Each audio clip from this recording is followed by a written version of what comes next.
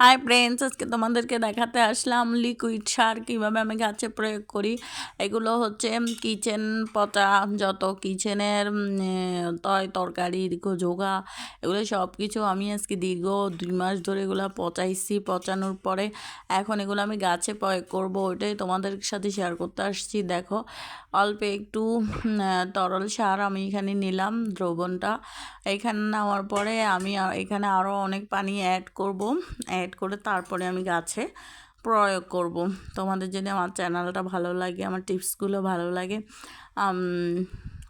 Like করে দিও। Like করলে আরেকটা ভিডিও বানাতে উৎসাহ যোগায়। তারপর সাবস্ক্রাইব করে দিও। আমার পানিটা একটু দূরে, আমার পানি ট্যাঙ্ক থেকে পানি নিতেছি, নিয়ে আসতেছি। এখানে আরও অনেক পানি অ্যাড করতে হবে। এই যে পানি অ্যাড করতেছি, আমার বাচ্চাটা দুষ্টামি করতেছে।